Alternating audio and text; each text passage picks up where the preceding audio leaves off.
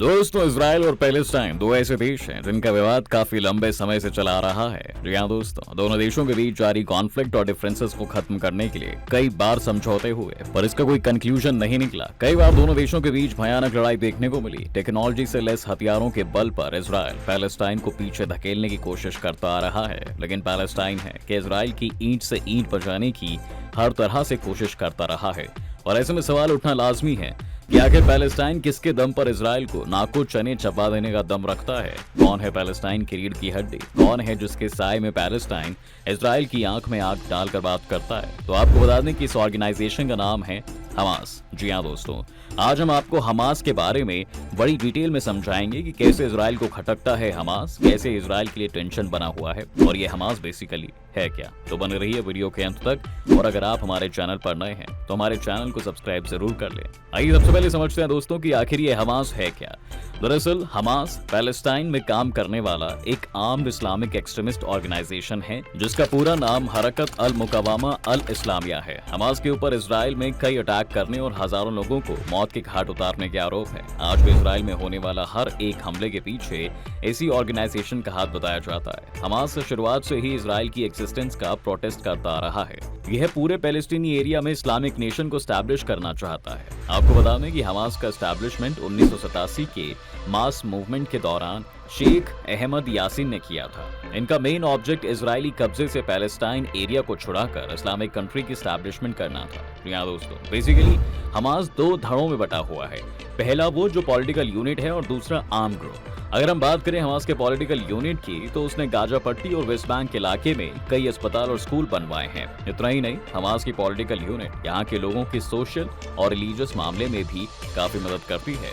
उधर हमास का arm group अपनी एस्टैब्लिशमेंट के बाद से ही इजराइल को निशाना बनाता आया है। हमास के इन्हीं हमलों की वजह से इजराइल को बड़े पैमाने पर जानी नुकसान भी उठाना पड़ा है। कई बार तो इजराइल के जवाबी कार्रवाई में हमास के कई बड़े नेताओं की मौत भी हुई है। साल 1996 में हमास ने अपने लीडर याहिया याश के मर्डर के बाद इजराइल में कई बड़े अटैक किए थे। इतना ही नहीं, 2000 में भी हमास ने इजराइल में कई सुसाइड अटैक्स को अंजाम दिया था। दोस्तों, हमास वो ताकत बनकर फिलिस्तीन में उभरा जिसने इजराइल से हर लड़ाई में सामना करने की ठान ली है। हाल फिलहाल में यूएस प्रेसिडेंट जो बाइडेन के इजराइल से विदा होते ही हमास ने जमकर रॉकेट दागे थे। एक के बाद एक करीब 130 रॉकेट दागने के बाद इजराइल में धुएं का गुबार उठने लगा था। हालांकि जवाब में इजरायली एयरफोर्स के फाइटर जेट्स ने भी गाजा पट्टी में जमकर बमबारी की थी। इजरायली आर्मी ने हमास के दो फैसिलिटीज को निशाना बनाया है। जी हाँ, इनमें से एक हमास का अंडरग्राउंड रॉकेट मैन्युफैक्चरिंग प्लांट था। ये बात दुनिया में जग जाहिर है वैसे कि हमास को अमेरिका, ब्रिटेन, यूरोपियन यूनियन और इजराइल पहले से ही बैन टेररिस्ट ऑर्गेनाइजेशंस की लिस्ट में डाल चुके हैं। इसके बावजूद हमास गाजा पट्टी के बड़े इलाके को कंट्रोल करता है। अब इन दोनों के कॉन्फ्लिक्ट के बीच हम उस बात के बारे में भी थोड़ा जान लेते हैं जिसको लेकर अक्सर पैलेस्टाइन, इजराइल और हमास में टकरार देखने को मिलती है। जी हाँ, हम बात करने जा रहे हैं अल अक्सा मौसीकी के बारे में। दरअसल दोस्तों, अल अक्सा इस्लाम में फेथ रखने वालों के लिए यह सबसे हॉली प्लेस में से एक माना जाता है। बता दें कि यह करीब 35 एकड़ में फैला हुआ मुसलमानों का हराम अल शरीफ यानी कि हॉली प्लेस ऑफ वर्शिप है। वहीं हम बात करें यहूदियों की, तो यहूदियों के लिए ये जगह टेम्पल माउंट के नाम पर जानी जाती है। ये जगह पुराने शहर जेरूसलेम में है, जिसे क्रिश्चियंस, जूज और मुस्लिम्स के लिए हॉली माना जाता है। ऐसा कहा जाता है कि 8th सेंचुरी की शुरुआत में ही इसका कंस्ट्रक्शन पूरा हो चुका था और इसी के सामने एक गोल्डन डोम वाली इस्लामिक साइट यानी डोम ऑफ द रॉक है, जो यरूशलेम का सिंबल ऑफ रिकॉग्निशन है। यूनेस्को ने जेरूसलम के पुराने शहर और इसके दीवारों को वर्ल्ड हेरिटेज साइट के तौर पर क्लासिफाइड भी किया हुआ है। आपको जानकर हैरानी होगी कि Israeli Palestinian conflict mid 20th century से चला आ रहा है। यह कॉन्फ्लिक्ट दुनिया का सबसे परमानेंट कॉन्फ्लिक्ट्स में से एक रहा है और फिर भी इसका कोई निपटारा नहीं निकला है। दोस्तों, इजराइल दुनिया की इकलौती यहूदी कंट्री है। यह ईस्ट ऑफ द मेडिटेरेनियन में है, जबकि फिलिस्तीनी अरब आबादी का हिस्सा है जो इजराइल के सबऑर्डिनेट लैंड से आते हैं, जिन्हें आमतौर पर फिलिस्तीन कहा जाता है। ये पूरी तरह से इसी नाम से एक कंट्री का एस्टैब्लिश करना चाहते हैं, इसलिए मेन लड़ाई जमीन और उस पर कंट्रोल को लेकर है। ये अपने आप में ही एक बहुत बड़ी बात है कि हमास अक्सर फिलिस्तीन के गाजा पट्टी कंट्रोल को लेकर चर्चा में रहता है। दरअसल साल 2006 में फिलिस्तीनी लेजिस्लेटिव इलेक्शंस में हमास ने बहुमत से थोड़ी सी ज्यादा ज्यादा सीटें हासिल कर ली थीं। इस तरह उसकी वेस्ट बैंक और गाजा पर पकड़ मजबूत हो गई, लेकिन इसने फिलिस्तीनी अथॉरिटी से इजराइल संग की गई डील को मानने से इनकार कर दिया था। इसके बाद फिलिस्तीन को वेस्टर्न कंट्रीज से मिलने वाली मदद रोक दी गई थी। वहीं पैलेस्टाइन लिबरेशन ऑर्गेनाइजेशन यानी PLO और हमास के बीच तनाव बढ़ता चला गया और इसका नतीजा ये हुआ कि हमास ने 2007 में गाजा पर अपना पूरा कब्जा कर लिया था। तब से वो गाजा में सरकार चला रहा है।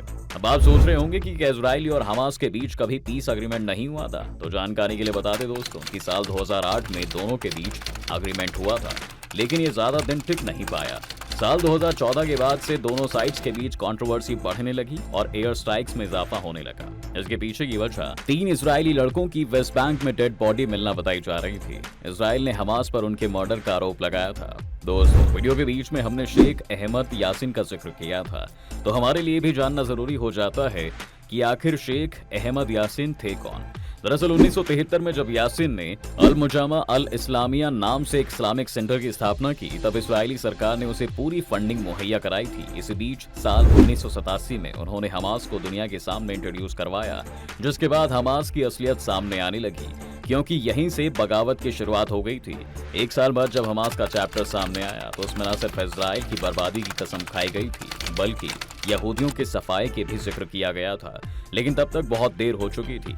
1989 में एक मौका ऐसा भी आया जब इजराइल ने शेख अहमद यासीन को गिरफ्तार करके उसे उम्र कैद की सजा सुना दी, लेकिन इसी बीच जॉर्डन में हमास के दूसरे नेता खालिद मशाल के मर्डर की कोशिश नाकाम होने के बाद मोसाड के 2 एजेंट पकड़े गए थे। दोनों एजेंट को छोड़ने के एक में जॉर्डन ने यासीन को रिहा करने की मांग की थी, जिसके बाद इजराइल ने अपने एजेंट की जान बचाने के लिए यासीन को रिहा भी कर दिया था। और अगर हम बात करें आज की, तो प्रेजेंट में हमास की कमान इस्माइल हानिया के हाथ में है दोस्तों। जी हाँ, शुरुआत में हमास में डिसीजन लेने वाली सुप्रीम यूनिट शोरा काउंसिल ने हानिया को 4 साल का नया टेन्योर दिया था। इस्माइल हानिया हमास के फाउंडर अहमद यासीन के फॉर्मर कोलीग हैं, क्योंकि यासीन के 2004 में इजरायली हवाई हमले में हत्या कर दी गई थी, जिसके बाद साल 2006 में पार्लियामेंट्री इलेक्शन जीतने के बाद इस्माइल हानिया को फिलिस्तीन के प्राइम मिनिस्टर के तौर पर अपॉइंट किया गया था। लेकिन 14 जून 2007 को फतह और हमास के बीच जारी कॉन्फ्लिक्ट की वजह से राष्ट्रपति महमूद अब्बास ने हानिया को पद से बर्खास्त कर दिया था। दरअसल फतह फिलिस्तीन की सबसे पुरानी पार्टी है और राष्ट्रपति महमूद अब्बास उसी पार्टी के नेता हैं। हानिया ने उस वक्त महमूद अब्बास के ऑर्डर को नहीं माना था।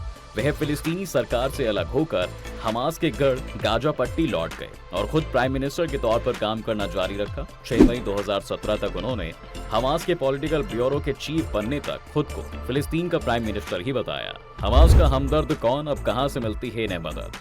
दोस्तों, वहीं अगर बात करें तो हमास को पहले की तरह फॉरेन फंडिंग भी नहीं मिल रही है। सिर्फ टर्की और कतर जैसे देश ही खुलकर उसके साथ नजर आ रहे हैं। पहले ईरान और सीरिया से भी इकोनॉमिक एंड वेपन सपोर्ट मिलता था, लेकिन जहां सीरिया ने सिविल वॉर के बाद बने हालात में हमास से मुंह मोड़ लिया है, वहीं ईरान का सपोर्ट भी महज जुबानी रह गया है। जी हाँ, इसकी एक वजह यह भी है कि हमास सुन्नी मुसलमानों की लीडरशिप वाला ऑर्गेनाइजेशन है, जबकि ईरान शिया मेजॉरिटी कंट्री है। पहले हमास को हिजबुल्ला का भी साथ हासिल था, लेकिन लेबनान में मौजूद शिया मुसलमानों का यह एक्सट्रीमिस्ट ऑर्गेनाइजेशन भी बशर अल असद का सपोर्टर माना जाता है। जी हाँ, इसलिए हमास और हिजबुल्ला की दूरी बढ़ गई है। उधर अरब देशों में अब कई और मुद्दे फिलिस्तीन के मसले पर हावी हो गए हैं।